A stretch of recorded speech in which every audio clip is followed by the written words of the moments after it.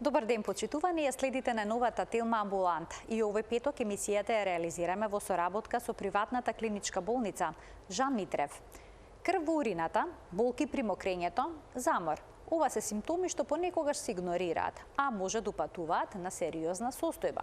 Кои се најчестите тумори што се развиваат на бубрезите и мочниот меур? Колку е важно навремено да се откријат, какви се методите за лекување и како изгледа животот по операцијата. Говорим за туморите на уринарниот тракт со професор доктор Јован Ивчев, специјалист по урологија и општа хирургија. Разговорот ќе го проследите по рекламите, а ви ќе ви е познато дека ќе имате можност и да поставите прашање во програма. Се гледаме со гостинот во студиото веднаш по блокот реклами.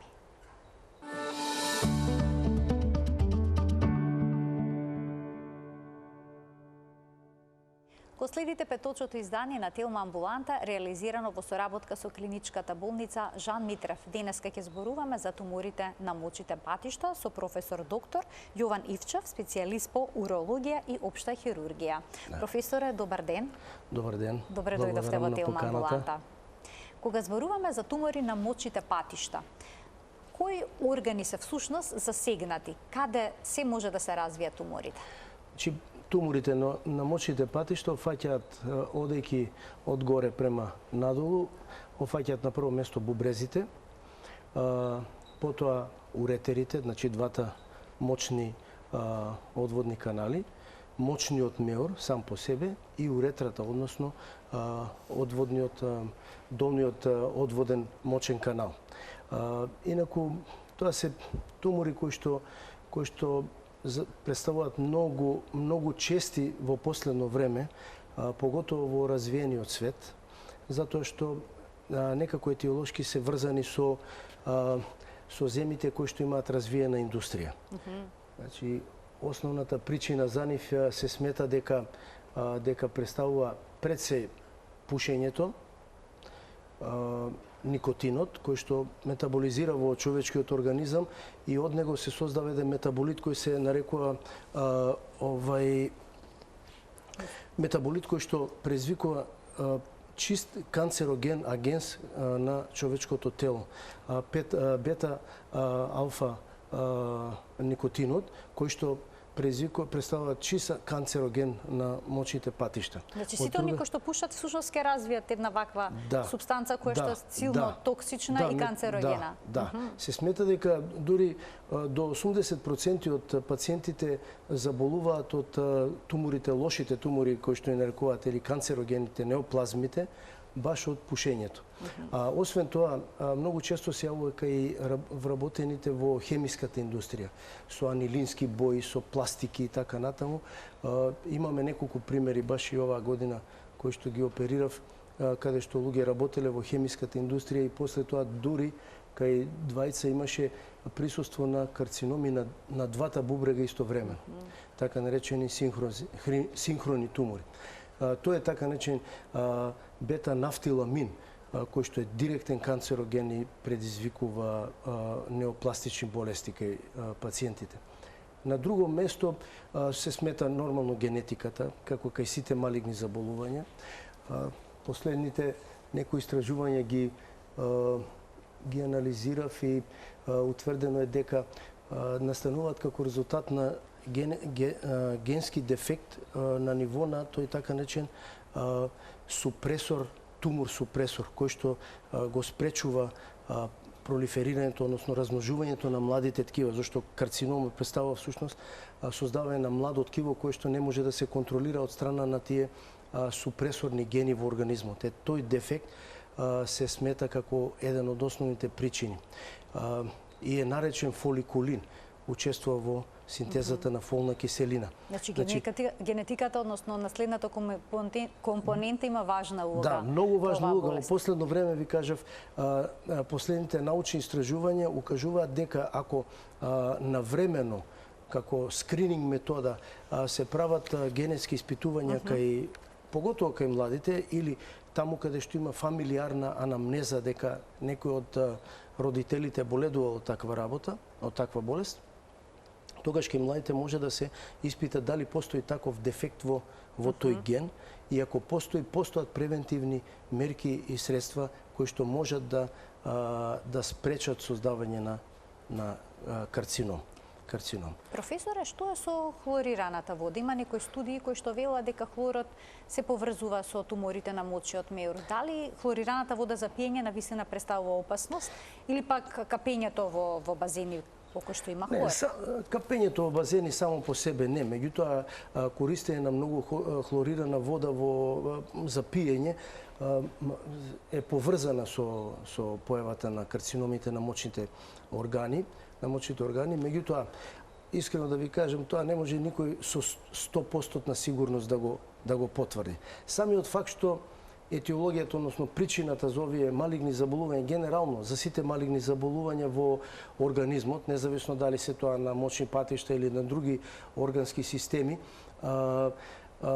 бараат многу сложени диагностички процедури, укажува дека се уште не е најден вистинскиот агенс, да речам, или вистинската причина за нивното настанување. Меѓутоа се знае дека одредени системи се склони за појавување врз основа на некои типови на агенси. Сега, дали е тоа само хлор, дали е тоа бета-нафтиламинот, дали е тоа изразено масната храна која што се користи, да речам, во исхраната, дали е тоа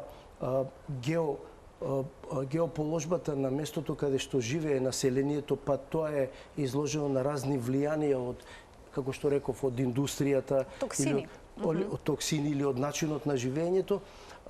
Сепак епидемиологијата е многу комплексна и мора да се пристапува мултидисциплинарно, како да ви кажам, за да се каже дека тоа е вистинската причина.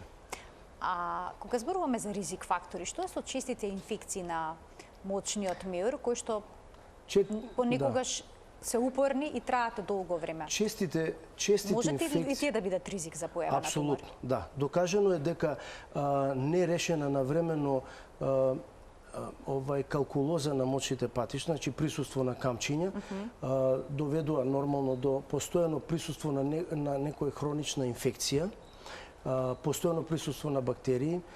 Тоа хронично оштетување на мукозата, на слузницата на мочните патишта може да предизвика алтерирање, значи преминување на пролиферација, односно создавање, значи, ние во медицината окажуваме тоа метаплазија, дисплазија, потоа карцином инситу, почетен карцином и развој на класичен карцином. Значи, затоа навременото решавање на калкулозата на мочните патишта представува многу важна превенција за малигните болести. А што е со оние пациенти кои што мора да носат катетар? Дали тоа е ризик? Да, постои кај нив таков ризик, апсолутно. Тука, затоа сме ние уролозите, гледаме да што помал процент од пациентите бидат на стален катетар. Затоа се прават тие голем број на операции, разни типови, значи од класична хирургија, ендоскопска, лапароскопска и така натаму, за да се ослободат пациентите да не бидат на стален катетар.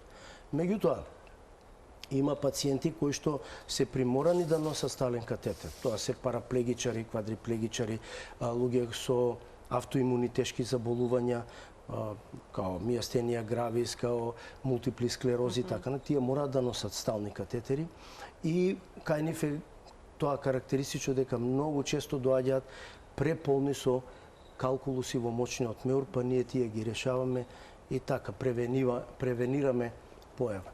И друго сакав да нагласам во однос на инфекциите, поготово кај жените. Кај жените чести циститиси? Да, жените се склони на чести уринарни инфекции, чести акутни цистити и хронични цистити, пред се поради нивната анатомска структура.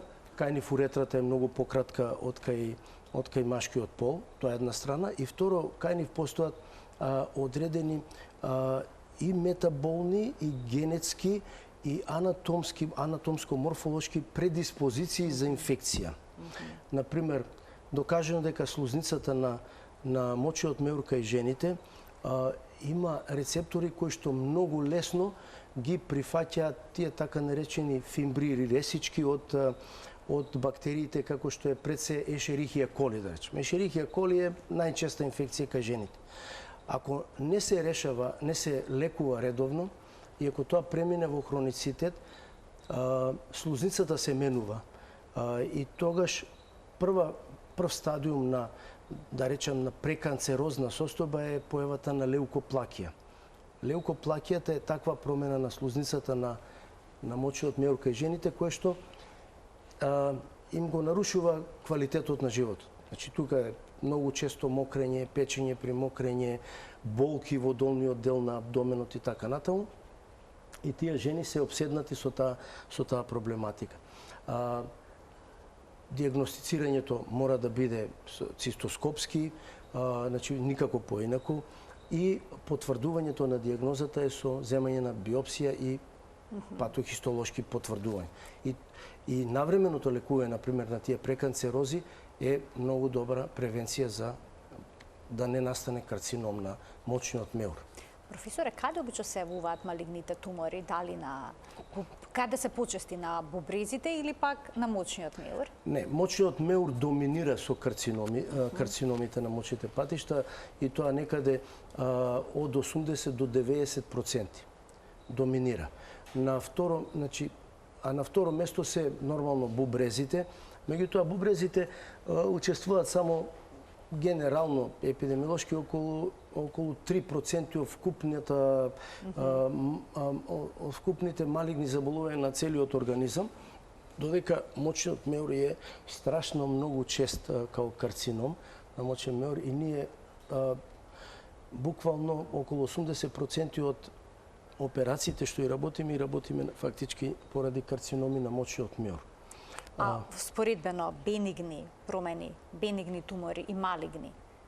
Што е тука пак? Тука е разликата. Почесто. Има голема разлика помеѓу бенигни и малигни тумори. Пред се кај бубрезите, да, имаме појава на бенигни и малигни тумори. Во бенигни тумори многу често може да сретнеме аденоми, хемангиоми, липоми, но може да сретнеме и онкоцитом, да речем.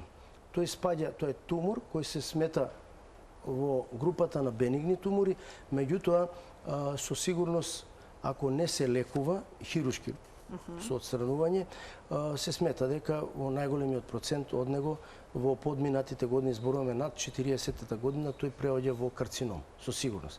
И затоа, иако спаѓа во бенигните тумори, ние кога го диагностицираме, или правиме парцијално, ако може нефректомија да се отстрани парцијално само туморот, или пак, ако е тој голем или е на лоша локализација, се отстранува целиот бубрек. Зошто со сигурност се знае дека тој малигно ќе алтерира. Друг тип на тумори, каде што може, независно тоа дека не се малигни, а да се прави сериозна операција, значи да се вади бубрек, е, да речем, јукстагломеруларен тумор. Тоа е тумор кој што предизвикува постојано неконтролирано лачење на ренин, еден хормон, и кој предизвикува постојана хипертензија на кој што... Го покачува крвниот притисок. Да. Крвниот притисок кај тие пациенти е многу висок, над 200. Добиваат и напади на страшно висок крвен притисок кој може да даде други компликации, значи да настане крварење мозочно или крварење на друго место и така натаму, а не се регулираат со медикаментозна терапија. И во таа ситуација индицирана е нефректомија. Односно отстранување на бубрекот. Додека малигните заболувања и тие се неколку типови на малигни заболувања кои што често се јавуваат кај бубрезите. Најчесто е тој ренален клеточен или бубрежно клеточен карцином кој се создава од самите бубрежни клетки.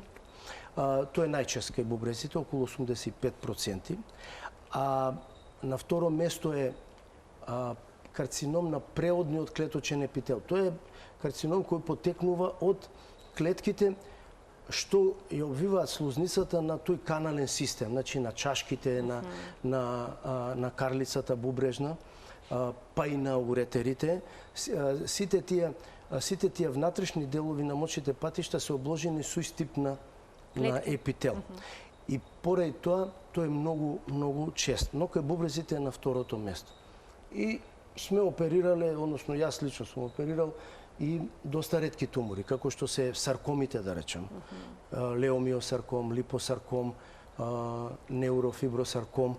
се јавуваат и такви кои што се страшно малигни и даваат метастази многу брзо на човечкиот организам, но сме имале доста добри успеси и со нив. Што се однесува до долниот дел, значи мочниот меур, мочниот меур доминира со малигните заболувања. Кај него доминира тој карцином на преводен клеточен епител во околу 93 до 95%. Поредко има карцином од плочес епител или сквамозен карцином. Тој е многу малигни карцином, страшно малигни карцином и треба што побрзо целиот мочен меур да се отстрани. Во мочниот меур најчесто доминира транзишнал сел карциномот. Бенигни тумори во мочниот меур ретко се диагностицираат. Така, обично кој ќе се издиагностицира тумор на мочниот меур, обично е малиген. Обавезно треба веднаш да се оди на уролог и да се земе биопсија, да се направи цистоскопија, да се земе биопсија, да се даде правата диагноза на време. Професоре, што укажува? Кои симптоми може да го наведат пациентот да се посомнева да има некаков проблем? Па и докторот, нели, кога ќе се јави пациентот? Ова е одлично прашање, затоа што постојано ние, уролозите, имаме проблем со тоа во однос на пациентите. Затоа што ненавремено ни се праќаат пациентите со малигни заболувања на мочниот меур. Зошто? Затоа што како прв симптом најчесто се јавува безболна хематурија. Значи малку ќе забележи крв во урината, многу малку. Значи као розева урина и така натаму, која што најчесто сама по себе се губи.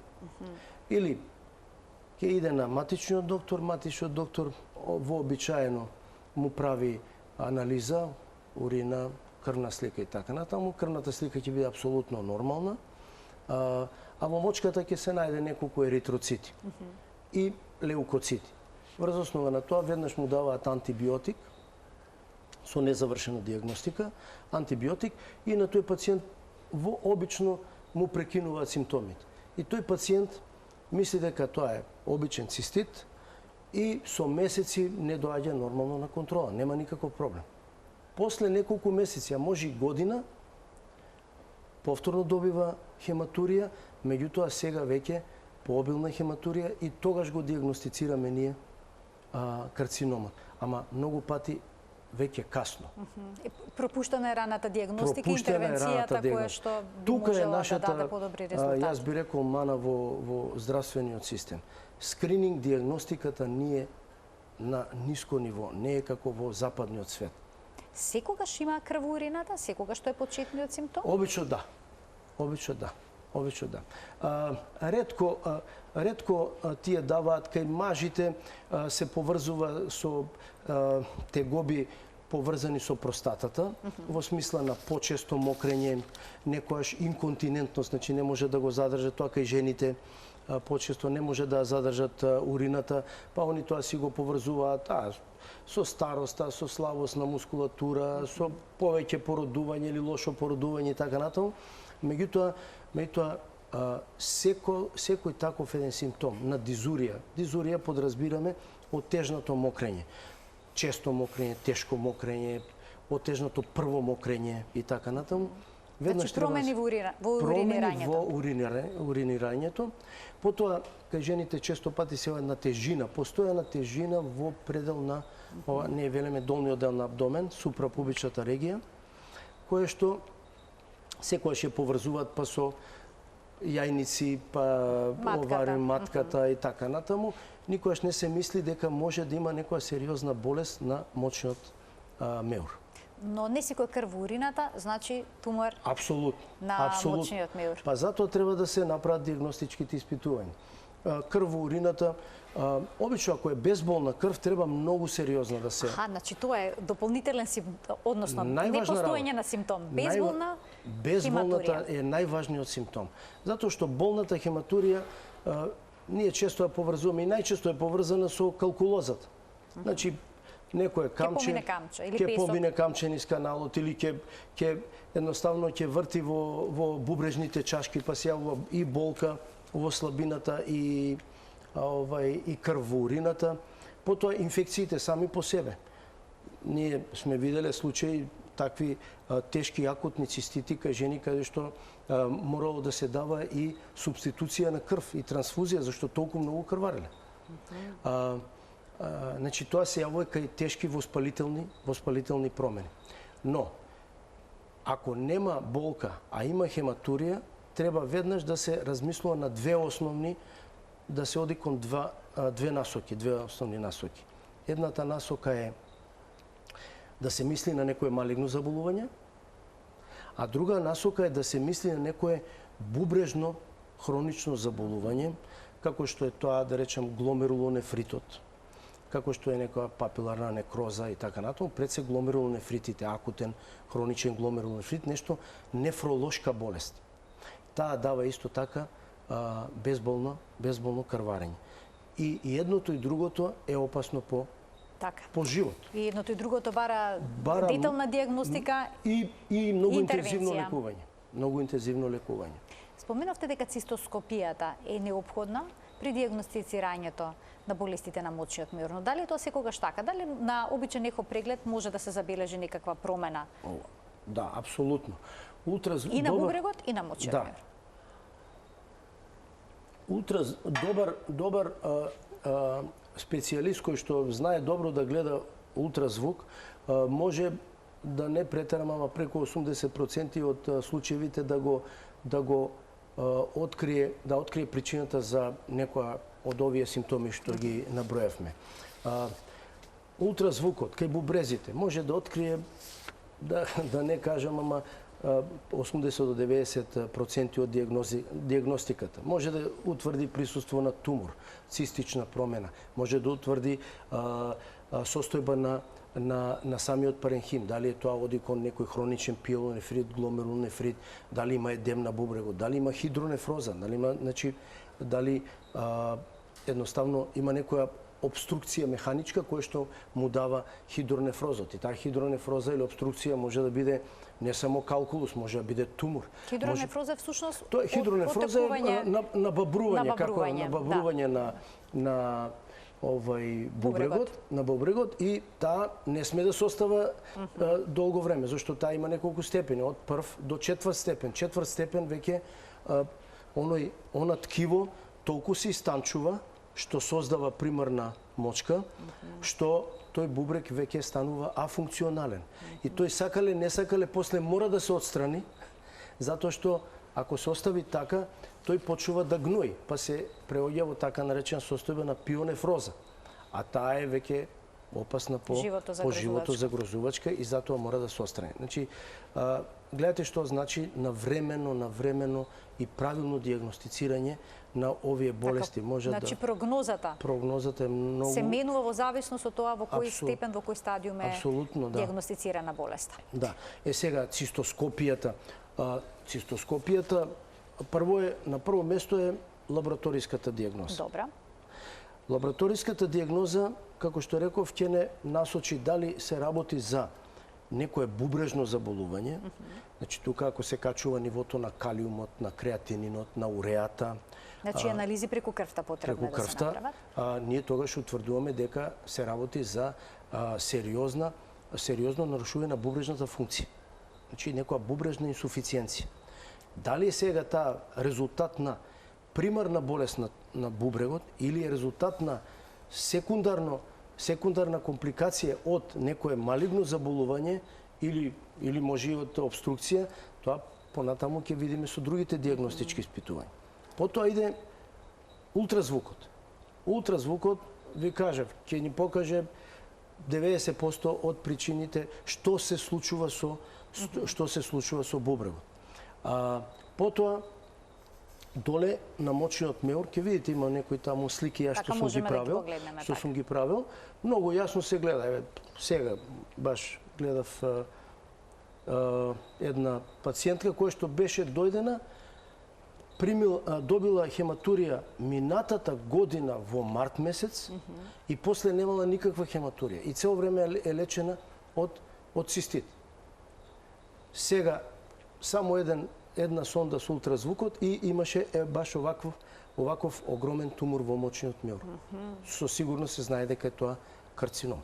Значи, цистоскопија всушност влегување во мочниот меур? Не, а ова е на ултразвук. Сакам да ви кажам дека ултразвукот веднаш може да се види, но после тоа мора да се направи цистоскопија, зашто цистоскопија влегуваме со ендоскопски апарат преку мочниот канал, влегуваме во мочниот меур и гледаме директно на камера. Зголемувањето е огромно, значи на камера, најмалку 20 на пати е зголемена сликата и гледаме точно за каков тумор се работи, дали бенигни, дали малигни, дали е тој поставен на широка основа, значи дали е напреден некој карцином, дали е поставен на тенка основа, дали е мултипен, дали има многу такви тумори или еден тумор. Локализацијата негова е многу битна за нас хирурзите, зашто според локализацијата после ние одредуваме кој тип на хируршка метода треба да го работиме. Тоа е цистоскопија. Ако сакаме да влеземе во каналите, во бубрегот, ние тогаш исто, само тука обавезно мора да има општа анестезија, тогаш влегуваме со така наречен уретерореноскоп. Значи, влегуваме прво мочиот меур, па влегуваме во орифициумот или отворот каде што се отвара каналот од бубрезите, влегуваме директно во каналот, сето тоа оди под камера, значи се гледа 100% јасно, и влегуваме и во самиот бубрег, во сите негови чашки. Затоа се користат два типа, на еден ригиден и еден флексибилен уретерореноскоп. Со флексибилниот влегуваме во секоја чашка, зашто тој е флексибилен и може да се со него да се манипулира. Така да добијаме 100% диагноза. Сега, ако видиме дека некои работи не ни се дојаснети, тогаш вклучуваме и компјутеризираната томографска урографија. Тука пак со контрасно средство се прави компјутеризирана томографија и тогаш да речем до ситници може да се види што е причината за тоа пореметување. Еве, например, ова е сега избега таа сликата, претходната слика. Тоа е наш пациент. Ова е цистоскопски наот на еве како изгледа карцином на мочен меур од наш пациент. Ова е лапароскопски како изгледа внатре туморот на бубрег. Гледате колкав е толка, да. Тој беше голем околу 20 и нешто сантиметри, како мало бебе. Но успеавме да го извадиме лапароскопски. Го извадивме низ толкава инцизија, гледате. Лапароскопски низ мало отвор успеавте толку голем тумор да извадите. Споменавте дека има различни хируршки пристапи. Има различни, да. Некогаш оперирате класично со отворен рез, друг пат лапароскопски, односно влегувате низ мал рез со... Да, сега... Ајде објаснете ни како тој изгледа. И како може голем тумор всушност да се извади лапароскопски. Да, вака, ова сакав да го кажам, зашто во народот, народот нема нормално, нема хируршко познавање, он многу пати чита, многу работи, меѓутоа не му се доволно јасни и смета дека се може овака да се работи или се може онака да се работи. Методата на хируршко отстранување на тумор, сега дали зборуваме сега за бубрек, ќе кажам прво за бубрек, па ќе кажам за другите, зашто различни се методите. Пристапот. Например, ако се работи за огромен бубрек, огромен тумор. Значи зборувам, еве и сега моментално кај нас во 8 септември имам пациент кај што 2/3 од абдоменот му е тумор на бубрек. 2/3 од абдоменот. Дали ме разбирате? Тоа е огромно нешто. Значи 30 сантима на 25 сантима нешто. Тоа е како едно големо бебе внатре. Ги потиснува сите крвни садови, сите органи, се од тие другата. Тоа е страшно. Еве гледате како изгледа еден огромен тумор. Ето, ова е тумор кој што го имам опериран. И сега, таков тумор не може да се оперира лапароскопски. Значи тоа не може во ниеден центар во светот никој да го оперира лапароскопски. Голем предизвик е да го оперираш со класична хирургија, камоли лапароскопски. Не доаѓа во обзир. Значи јас сум одел по сите центри во светот, најголемите центри и од Америка, Атина, Софија, Германија и така натаму. Тоа се работи со класична хирургија, при кое што не само што треба да постои уролог и општи хирург кон мене, треба да постои кардиоваскуларен хирург. Бидејќи има крвни садови кои што Зошто го се снабдуваат засегнати големите крвни садови? Па можеби ќе во некој случај и јас кога работам таква операција, повикувам кардиохирург од клиниката за кардиохирургија и торакална, васкуларен, и го повикувам, да речем, доктор Граматниковски, он е по васкуларната хирургија, јас работам на туморот на бубрек и кога ќе дојде да треба да се интервенира на аорта, на вена кава и така натаму, тие стапуваат на сцена, зашто они се експерти по таа хирургија. Значи потребен цел тим, мултидисциплинарен пристап. Апсолутно, мултидисциплинарно решавање. Лапароскопијата така е? Не. Не. Во лапароскопијата ние работиме, но за да биде лапароскопски отстранен туморот, треба јасно да знае, да ги видиме крвните садови, да направиме КТ ангиографија, да видиме дали тие се слободни, дали не се слободни, дали може да се опфатат со клипсите, ние што ги работиме и така натаму. И во некои пак случаеви правиме и парцијално отстранување на туморот. Ама повторно за парцијално да се отстрани зависи од локализацијата. Ако е локализацијата на горен пол, на долен пол, кај што е пристапно, да, но ако е туморот во средината на бубрек и го зафаќа и каналниот систем, тогаш повторно, како што ви кажав, никаде во светот тоа не може да се сработи. Мора да се отстрани целиот бубрек. Има ли случај кога може да оставите дел од бубрегот? Да, апсолутно, па тоа го кажувам. Значи Парцијално нефректомија. Го Го отстрануваме само туморот, а останатиот дел, здравиот дел останува здрав. Значи само дел од бубрегот си функционира? Да, и си функционира. Нормално, треба да бидат оставени да функционираат главните крвни садови на бубрегот. Ако ти ги отстраниш главните крвни садови, нема крвоснабдување, бубрегот ќе некротизира и мора да се вади. Во некои други случаи, например, сум имал случаи каде што има повреда на бубрек, каде што бубрегот буквално како половина пресечен од удар. И тоа кај дете, 12 годишно дете. Кај него успеавме пола бубрек да го отстраниме, бидејќи тој беше уништен, а пола бубрек си остана до ден денес, бубрегот си функционира. Тој половина бубрек и бубрезите имаат способност нешто како црниот дроб.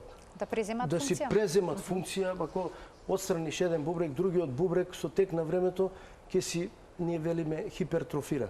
Ќе го зголеми тоа функционално ткиво и фактички ќе си функционира како да биле два бубрега во организмот. Кај мочниот меур е друга ситуацијата. Прво, карциномите на мочниот меур треба да се знае дека многу брзо се шират, не метастатски, него локално. Многу брзо се шират. Го зафаќаат целиот мочен меур. Излегуваат надвор од него, зафаќаат масно ткиво, кај мажите одат према простатата, ја зафаќаат и простатичната жлезда, кај жените одат према утерусот, односно матката, ја зафаќаат и затоа треба брзо да се интервенира. Сега, интервенцијата, ако се работи за мал тумор, ако диагностициран, тогаш одиме ендоскопски со така наречена трансуретрална ресекција. Трансуретралната ресекција влегуваме внатре како цистоскоп, нормално под анестезија, најчесто спинална, и ги отстранува. Локална анестезија? Спинална, тук во ребетот. Сакам да кажам, пациентот е буден. Не, пациентот си е буден, дури си повеќето од пациентите си ја гледаат операцијата. Јас им ја давам, ја гледаат операцијата и некои се плашат нормално, велат не сакам да гледам и готово. А некои сакаат да гледаат операцијата и уживаат во тоа. Гледа операција, гледа, ова беше туморот, сега го нема туморот и така натаму и делува малку и психички позитивно на луѓето. Тие се отстрануваат. Ако видиме дека локализацијата е на така наречениот тригонум, односно таа функционална анатомска структура во долниот дел на абдоменот, кој што го контролира актот на мокрењето, значи контролата на мокрењето и така натаму, и во кој што се влеваат двата канала од бубрезите, тогаш индицирана е радикална цистектомија, велиме. Што значи тоа? Целосно отстранување на мочниот меур. Сега, тоа е сериозна операција, отворена хируршка, се прават обиди да биде комбинирана лапароскопска и хируршка, ама пак на крајот се сведува на тој истиот рез. На тој истиот рез. Таа операција трае најмалку едно 4 часа, една од најголемите операции во хирургијата. Се отстранува кај жените целиот мочен меур, матка обавезно со јајници. Значи, се што постои во малата карлица се отстранува. Освен ректумот, односно дебелото црево. Се отстранува. Лимфаденектомија комплетно се прави, се вадат лимфните жлезди од илијачните крвни садови, обтураторни крвни садови. Значи, мора се да се исчисти што има во малата карлица, зашто тој е многу агресивен и се шири веднаш на сите околни органи. После това, ние правиме два типа на така наречена вештачки мочен меур. Значи може да се реши тој проблем. Мораме да го решиме. Значи, на почеток понекогаш пациентите со уростома, со кеса. Да, тоа сакав да кажам. Да, тоа сакав да кажам. Постојат две основни хируршки методи. Тоа едната се вели по брикер, така, тој е уролог, а другата е по штудер. Што значи тоа? Значи, брикер е, земаме парче од тенкот црево, во него ги имплантираме двата уретера од бубрезите. Едниот дел го затвараме слепо, другиот дел го извлекуваме тука надвор на уростома. Значи пациентот ќе мокри до крај на животот на кесичка. Тоа е брикер процедура. Другата процедура е штудерова процедура, каде што се прави така наречена континентен мочемер. Ово е инконтинентен, кај што немаш контрола. Да, истекува без контрола во кесичка, а тој другиот е континентен. Значи со контрола. Со контрола. Меѓутоа, досегашната пракса, не само кај нас, мислам, генерално во светот, покажа дека многу поквалитетен живот има тие кои што има инконтинентна со уро кесичка, во однос на тие што им се прави што не би се очекувало? Не би се очекувало, ама се очекува само ради тоа што оној вештачки мочен меур кој што правиме од неколку, ние велиме анзи, сегменти на тенкото црево, таа слузница е створена за да биде слузница на црево, а не на мочен меур. И таа лачи постојано голема количина на слуз, густа слуз, мукозна слуз. Таа мукозна слуз прави огромни проблеми затоа што на спојката кај што се спојува мочниот меур со уретрата доле, таа ја запушува. И тој пациент буквално треба со него да бидеш дење, ноќе, ако не ништо, ама првите 2 месеци, зашто треба цело време да се испира, да се ослободува тој пациент. Второ, почести се инфекциите кај нив и многу се почести компликациите. Еве, момент, сега пред неколку часа дојде еден пациент опериран таков штудер во Турција. Таква компликација и тоа опериран пред 2 месеца. Ја точно знам дека после вториот, кога ќе те оперираат таква метода, првите 2-3 недели го благословуваш докторот и велиш дека он е Господ, он те спасил и така на. После 2 месеца почнуваат компликациите и еве сега дојде пациентот, го гледавме и конзилиарно и се, и треба да се вади и бубрегот да се вади се одново и повторно да му се става уростома, ама на еден бубрег, еден мора да се вади, зашто е загноен и така како компликација. Како компликација од тоа. И само професор ги поканиме гледачите. Еве, кратка можност да ги повикам гледачите да се вклучат со нивни прашања во програма. Повелете. Така, значи тука запревме дека тој тип на контролирана вештачки мочен меур не се покажа како добро решение. Али ова другиот со уростома, луѓе живеат, јас сум оперирал, еве може да се јавате на телевизија, пред 20 години. 21 години. И сега како изгледа тоа? Постојано се полни и се празни? Не, тоа е една кесичка која се лепи буквално. Добро.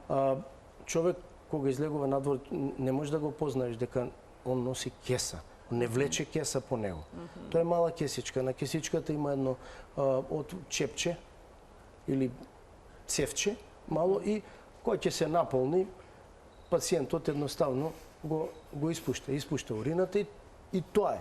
Значи нема никаков проблем. Дури јас имам пациенти што сум ги оперирал што спортува, игра фудбал, игра едно друго таму кошарка. Професоре, потребна им е психолошка поддршка по еден ваков сериозен зафат каде што се менува начинот и квалитетот на животот?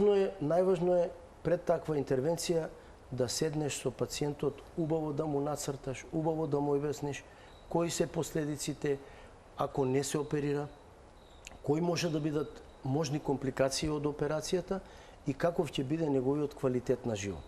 Ако он го прифати, пациентот го прифати тоа, тогаш многу е полесно и за хирургот и за пациентот, зашто двајцата се припремени за една таква интервенција.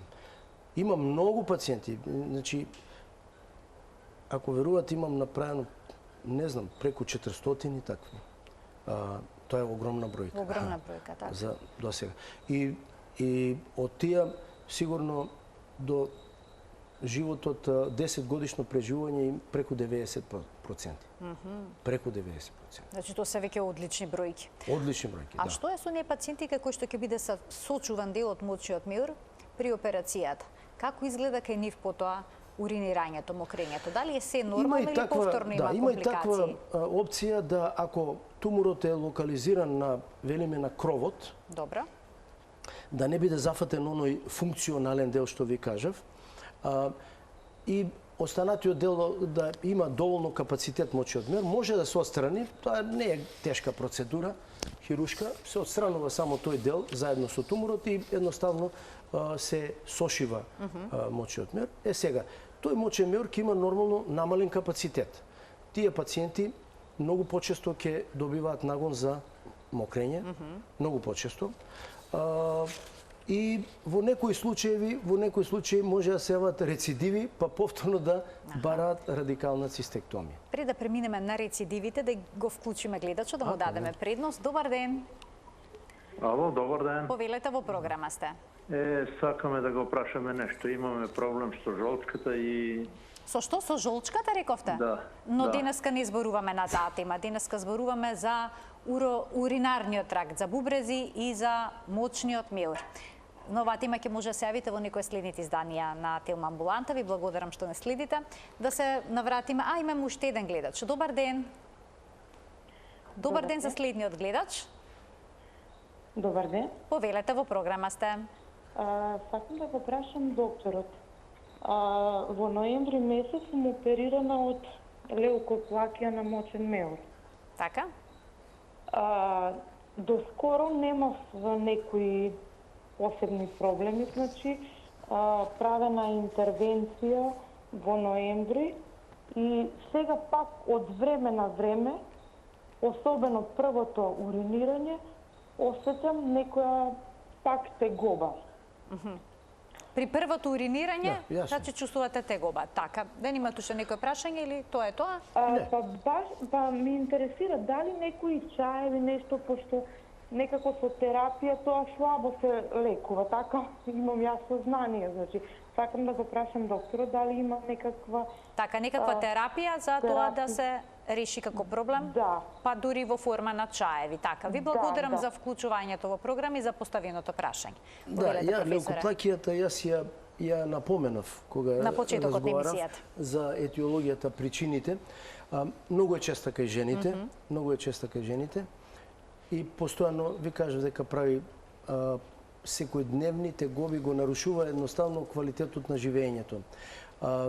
Конкретно кај господјата, ако е правено тоа во ноември месец, значи поминато е околу 10 месеци, она што прво треба да се направи уринокултура, зашто многу често таму кога се оперира леукоплакија се оперира на тој начин што ендоскопски се отстранува тој слој на мукозата на слузницата и тој дел од мукозата е фактички еден поголем период незаштитен, зашто треба епителизација да настане како што треба. Да.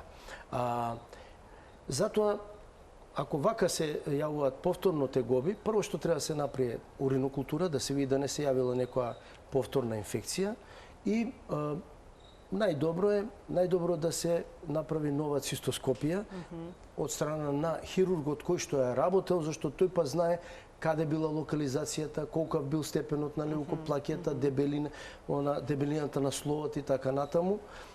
Така да тој ќе може, зашто не е чудно да таква леукоплакијачна зона се јави сега и на друго место.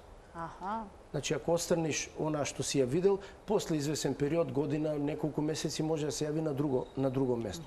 И она што во последно време го правиме кај леукоплакиите, малку повисока наука, одредуваме во мочка, во урина, одредуваме така наречен бладар тумор антиген. Значи, антиген, туморски антиген на мочен меур, кој лесно се одредува во мочка, со давање на примерок од мочка, и тој ни покажува дали во мочниот меур се наоѓаат променети гени кои што индицираат повторна појава на малигнитет или леукоплакија и така натаму. И тоа е една работа која што е многу важна сега за навременото диагностицирање за карциномите на мочен меур и затоа почнавме рутински да ја употребуваме. Едино моментално во биотек ја работат, во лабораториите во биотек. Се надевам дека и кај не, зашто не се тоа скапи процедури и лесно може да се добијат резултати за само 1 час, 2 часа. И така. Значи, треба да направи уринокултура господјата, треба да направи цистоскопија и моја препорака е да направи овој тест БТА, како да кажем на македонски, бладар тумор антиген, и точно ќе знае каква е моменталната состојба и дали има шанса да добие и понатаму леукоплакија или евентуално, не дај Боже, карцином на мочен меур. Уште еден гледач ќе вклучиме, се надевам дека ќе има време да го слушне одговорот, затоа ќе го замолам што поконцизно да го постави неговото прашање. Добар ден. Добар ден. Повелете. Вака, јас сум оперирана пред 2 години. Така. И сега сакам само една голема благодарност до сите доктори таму, посебно до Ивица Стојановски, кој ми ја вршеше операцијата. И така да лапароскопски беше операцијата, се помина во ред и сега сум супер. А беше исто така отстранет бубрегот со карцином во него и се е супер. Значи, навистина ми е драго што се чувствувате добро, да имате и понатаму добро здравје. Ви благодарам за вклучувањето во програма. Да, така, пријатно. Пријатно. Професоре, во однос на сакавте да во однос на рецидивите, колку се чести? Накратко со само. На мочниот меур многу. Многу се чести на мочниот. А на бубрезите? На бубрезите не. Не. Зашто ако направиш парцијална нефректомија, многу е редок рецидивот. Ако направиш класична нефректомија, она целосна, тогаш не се јавува. Една интересна ситуација, ова година забележав 3-4 пациенти каде што сум ги оперирал пред 7 години, например, едниот, другиот пред 5 години, карцином на бубрек, сега карцином на другиот бубрек. Значи, тоа се така наречени метахрони неопластични тумори, но тие со сигурност се знае дека имаат генетска позадина, значи тоа е едно автозомно рецесивно заболување кај тие пациенти. И сосема на крај, што би им поврачале на оние лица кои што имаат некакви симптоми, но одложуваат да отидат на лекар од страв од диагноза. Многу луѓе се плашат што ќе слушнат на лекар. Да, апсолутно. На сите им препорачувам, добијат ли пред се било каков тип на хематурија, значи крв во урината. Забележат крв во урината и невидливо, ако се види на лабораториски анализ, така наречена микрохематурија, веднаш да се јават на општи лекар, ама да бараат уролошки преглед. Да не остануваат само на општо лекарскиот преглед. Јас ви благодарам многу за вашето денешно гостување во Телма амбуланта. Чест. Навистина ми представуваше задоволство, се надевам дека ќе се видиме повторно. Благодарам. Инаку, ова е, почитувани, воедно последната емисија во оваа сезона. Од септември се гледаме со нови изданија на Телма амбуланта, а во меѓувреме ќе можете да ги погледнете репризите од сето она што го работевме во последната година. Ви благодарам за вниманието со кое што наследевте. Пријатно.